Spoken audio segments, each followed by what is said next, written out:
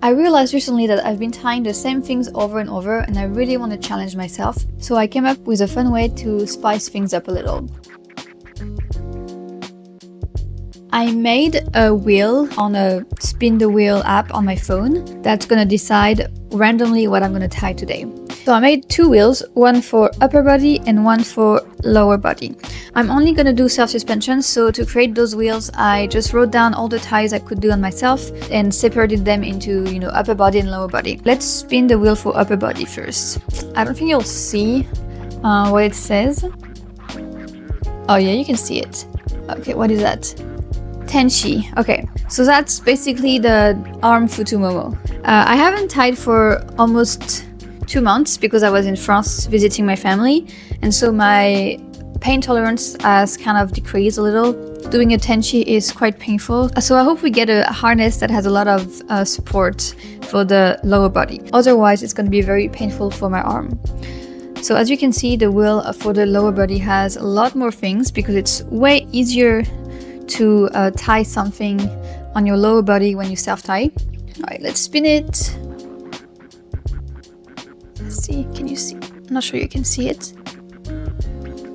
Okay, that's an agura tie. So the agura tie is a tie where you have your leg crossed. So we have a tenchi for the upper body and then an agura for the lower body. Let's see what I can make with those ties.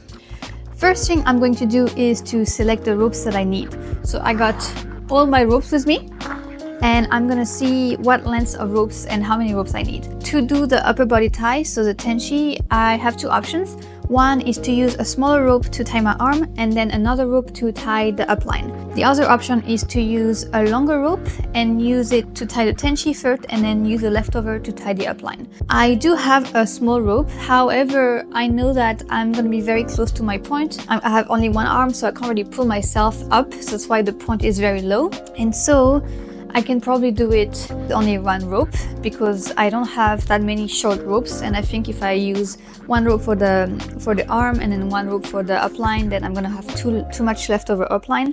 I'm gonna mimic the tie on my arm. So I'm gonna pretend like I'm tying it, so the same structure just without all the knots. So usually I start with a single column tie and then I wrap my arm twice here. As you can see, I still have marks from my previous video. And then I make knots, let's say about this, and I would have this amount of leftover rope, which is going to be enough for the upline. So I'm going to use this rope to tie the tenchi and the upline. Then for the agura tie, I'm going to need 10 meter. If I remember well, I haven't tied an agura in a few months, but I think I need 10 meters for the agura, and then I'm going to need a rope for the upline.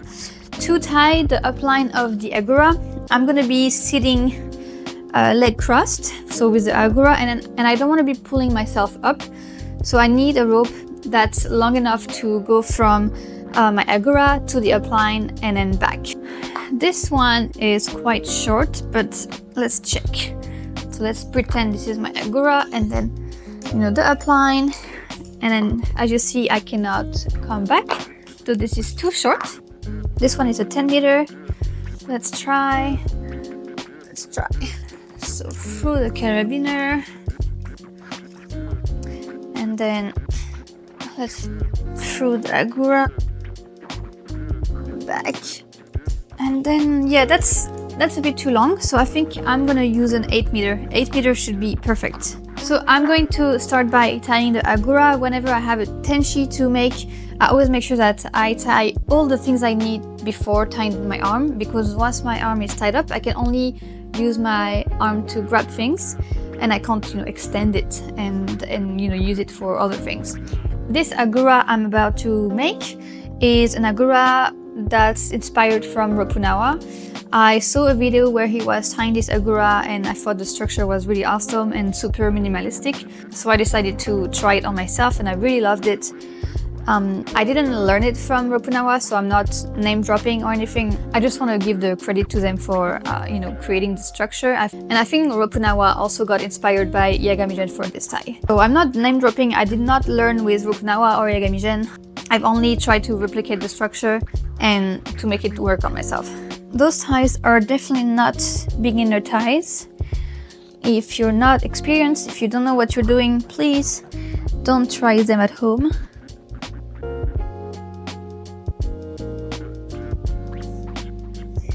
I've been tying for years now, and I've practiced those ties countless times.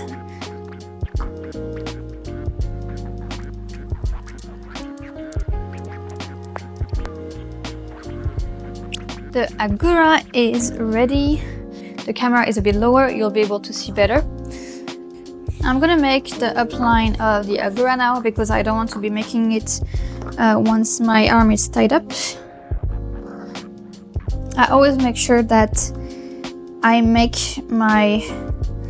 the anchor of my upline as small as possible to not lose any height from the carabiner.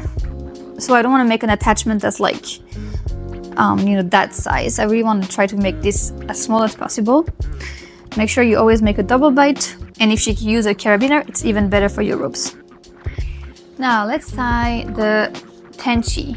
I'm left-handed, so I'm going to tie it on my right arm. It's easier for me. The structure I use is the same as a futomomo. The only hard part is, of course, you're tying with one hand, so it can be hard to keep the tension right when you're tying. It's something that requires a bit of practice. Also, because the arm is quite squishy, you'll see that whenever you try to put your finger and pass the ropes, it's very hard to not pinch yourself.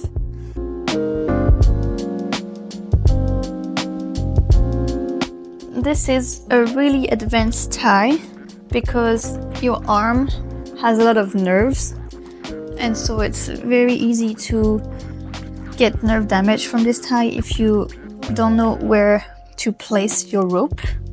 I have done this tie quite a number of times, so I'm kind of used to where I have to place my ropes to make it safe and comfortable.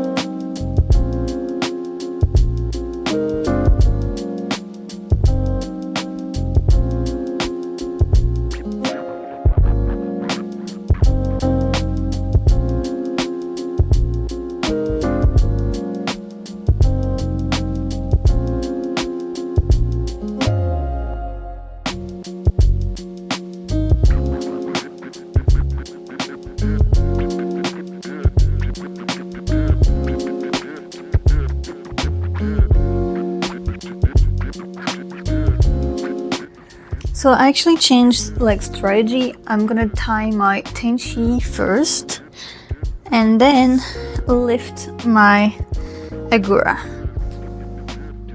I probably won't lock my agura because it's gonna be very hard to lock with only one arm.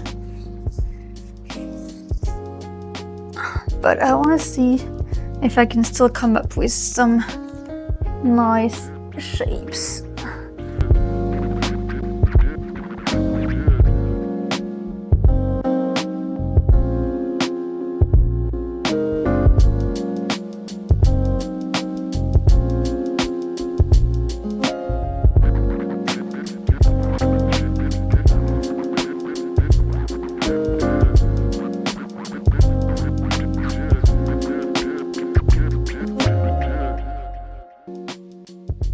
I'm not gonna lock this at the top, I'm gonna lock this at the bottom, and I'm not gonna actually lock it. I'm just gonna make a quick release.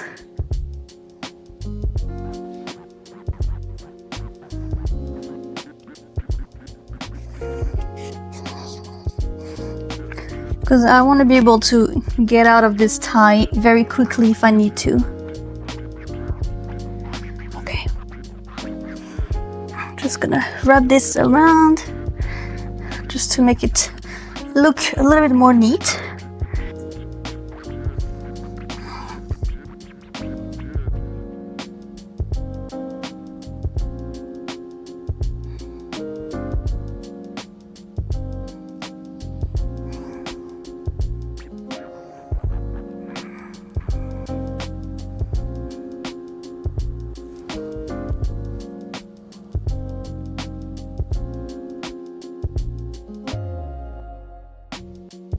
This is not very pretty to see, but this is actually quite comfortable. Okay, I'm not gonna stay in this too long because it's a lot for my arm and I don't want to risk any injuries. And so I'm just gonna very quickly release my agura. And rest my arm. Really, when you are doing very intensive tie like that, of course you have to make sure that you have a spotter with scissors, but also make sure that you're able to get off this very quickly. I don't know if you noticed, but when I was pulling the agura, I was not pulling it in the right direction, and so the ropes kind of like jammed, but not in a way that it was actually getting stuck, which is why I continued. That was a risk I was willing to take. Also, the more you practice and the more upper body strength you get, the safer it feels. Because you know that if you ever get stuck, you can use your upper body to pull yourself up and unstuck yourself. However, if you don't have enough upper body strength and you rely 100% on the ropes to support your weight, then that can become very dangerous to have rope jams. When it comes to the untying part, I always try to feel my body and see where is it the most painful, which part of my body do I want to release first. Right now it's my arm because it was a lot of weight on my arm and you know my arm is not as strong as my legs. So I'm gonna untie my arm first. Even though I did not tie very long, it's a lot on my arm and you can see I already have a lot of rope marks. Even have some bruises already. And that's because it's very intense. That's why I never stay in those kind of tie very long. It's really just like going up a few spins and then going down. Then I will untie my agura.